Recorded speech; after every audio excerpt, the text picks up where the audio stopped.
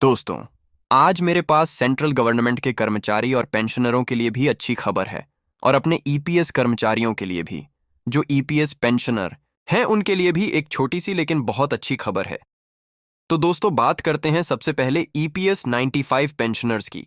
EPS 95 pensioners की pension की जो गणना थी वह प्रोराटा बेसिस पर चल रही थी, यानी आपकी सैलरी कितनी भी हो, लेकिन ईपीएफओ ने जो सैलरी मान ली, जो अमाउंट मान लिया, उसी के ऊपर पेंशन ईपीएफ को देता था। जैसे 2001 या उससे पहले के जो पेंशनर हैं, जो कर्मचारी थे, जो रिटायर हुए, उनको पेंशन R00 पर मिलती थी। फार्मूला वही है, pensionable service pensionable salary divide by 70।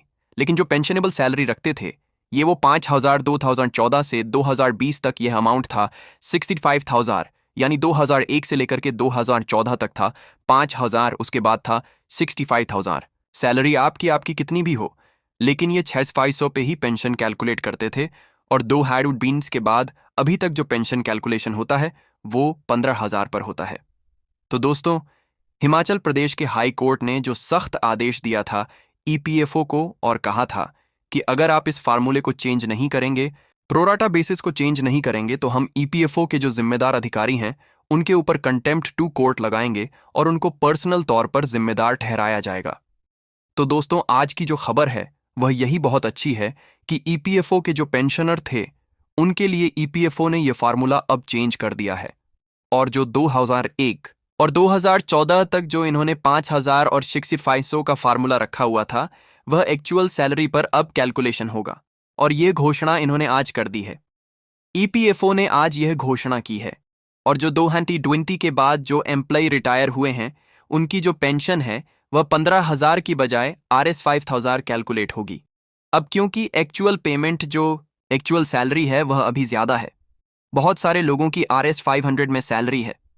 तो ईपीएफओ ने अभी भी एक मुद्दा अपने बगल में अभी भी रखा हुआ है, यानी कि एक जो कोना फाड़ देते हैं ना, वो कोना फाड़ के अभी भी अपनी जेब में रख लिया है।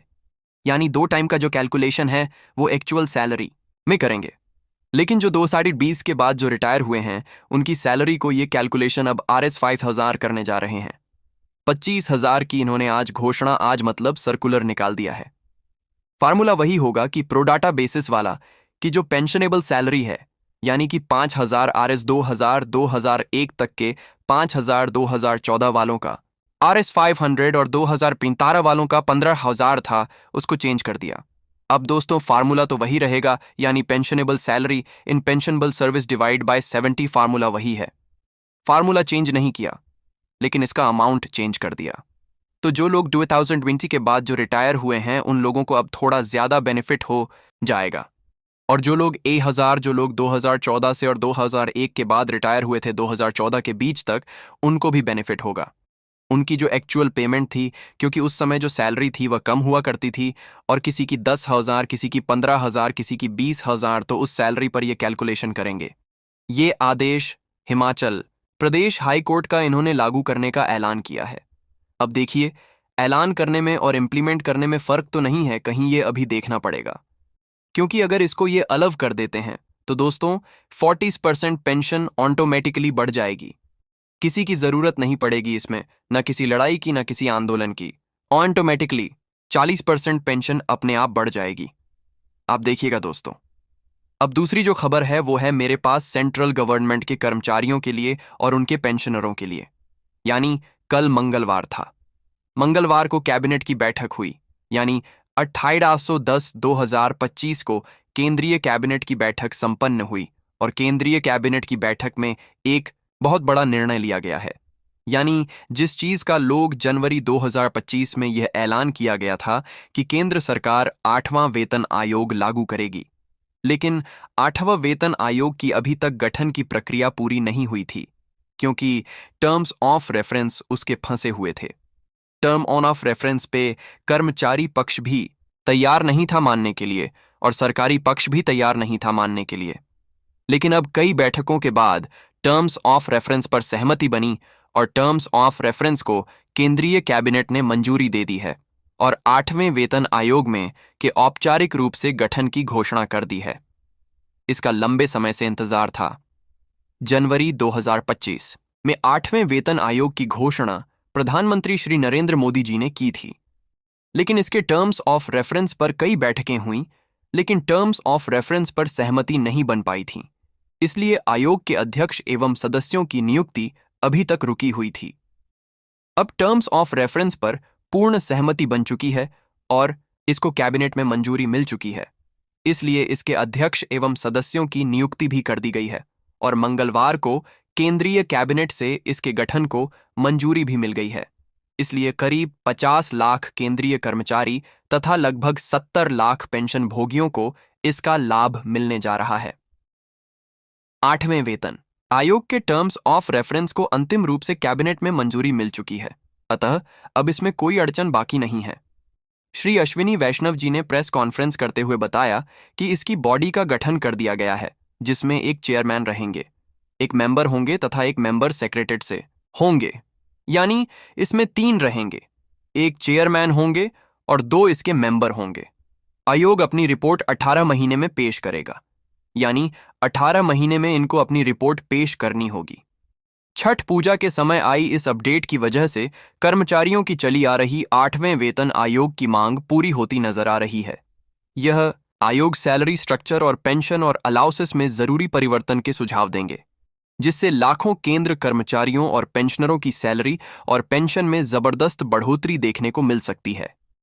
श्री अश्विनी वैष्णव जी ने बताया कि टर्म्स ऑफ रेफरेंस तैयार करने में मंत्रालय राज्य वर्ग के कर्मचारियों के प्रतिनिधि से भी विचार विमर्श करने के बाद इन्हें अंतिम रूप दिया गया है, यानी कैबिनेट नोट के अनुसार नए वेतन आयोग की जो टीम गठित की गई है, इसमें जस्टिस रंजना प्रकाश देसाई को इनका अध्यक्ष बनाया गया है। इसका आयोग का और उसके साथ प्रोफेसर फूलक घोष और पंकज जैन को नियुक्त किया गया है। उम्मीद है इससे सैलरी स्ट्रक्चर और अलाउंसेस में काफी सुधार देखने को मिलेगा। 8वां वेतन आयोग अपनी रिपोर्ट 18 महीने में सौंप देगा और अगर जरूरत पड़ी, यानी जरूरत पड़ने पर इंटरिम रिपोर्ट भी सबमिट की जा सकती है, यानी अगर जरूरत पड़ती है 18 महीने से पहले, अगर जरूरत पड़ती है तो इंटरिम रिपोर्ट भी सबमिट की जा सकती है। लेकिन रिपोर्ट में यह ध्यान रखा जाने वाला है कि देश की अर्थव्यवस्था पर दबाव बिल्कुल न पड़े और सरकारी खर्च पर संतुलन बना रहे। 8वां वेतन आयोग देश के आर्थिक हालात और फिजिकल डिसिप्लिन पर फोकस करेगा। डेवलपमेंट और वेलफेयर खर्च हेतु पर्याप्त रिसोर्स हेतु फोकस करेगा। राज्यों की फाइनेंशियल हेल्थ का भी ध्यान रखना होगा, क्योंकि राज्य भी वेतन आयोग की सिफारिशों को अपनाते हैं।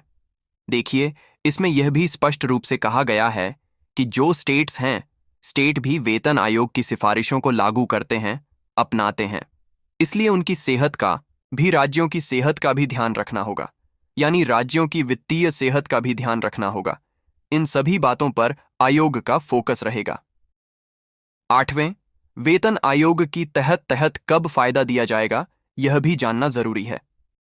श्री वैष्णव जी ने बताया कि नया वेतन मान तभी लागू होगा जब कमिश्नर की रिकमेंडेशन तैयार हो और अपनी मंजूरी प्रदान कर दे। फिलहाल टाइमलाइन 1 जनवरी 2026 है, यानी यह 1 जनवरी 2026 से लागू किया जाएगा। 8वां वेतन आयोग 1 जनवरी 2026 से लागू किया जाएगा।